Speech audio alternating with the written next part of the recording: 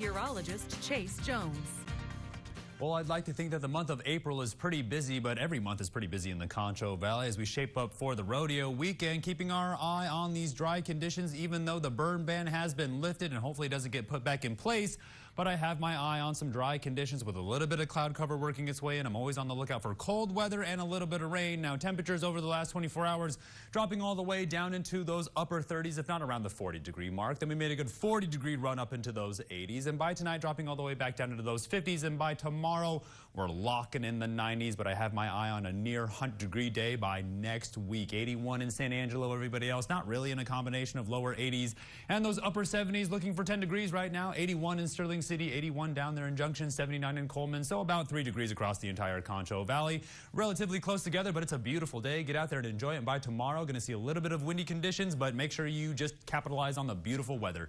Dew points are way down there in those 20s, while humidity indices are in those teens, but we'll see how much they make their way up by tonight. Of course, we're looking at the moisture tracker, keeping our eye on a little bit of instability, pushing its way in from the north now. Strong low, long wave trough, low pressure system lingering off towards the east because the high pressure sitting over the four corners is pretty powerful right now, holding off a whole lot of moisture across the Rocky Mountains. Now, here's the upper level pattern and the high pressure we're talking about. Here comes our cold sinking air off towards the east. But as we keep our eye on the ridging for a beautiful rodeo weekend, we're keeping our eye on that cutoff low. Here comes a small system across the northern part of the nation. But as we get closer towards Tuesday, we're going to watch this system slowly work its way back into the Concho Valley, and we could be looking at a little bit of moisture, if not just cloud cover. Now, water vapor imagery is showing you how a lot of this moisture is being held off by the high pressure, if not being held up towards the north. You can sort of see us on the edge of that stationary boundary again. Of course, we're keeping our eye on the dry air around the Gulf for hurricane season, but off the west coast, atmospheric river really taking aim at the west coast and into the severe weather outlook. We're going to keep our eye on this shade of green as it works its way across the entire United States.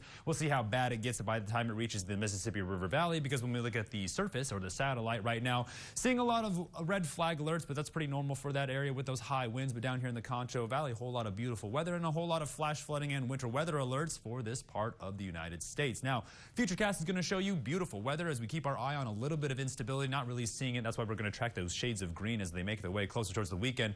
Monster storms sort of formed by the weekend, but off towards the east. So we're going to see how many storm chasers make their way into this area while we just continue to deal with a little bit of dust from that rodeo. But off the west coast, keeping our eye on that fog bank and that cutoff low to see if any of that moisture makes its way into the Concho Valley so we don't have to deal with that burn ban. So tonight all the way down into those mid-50s, but get ready for the heat by tomorrow.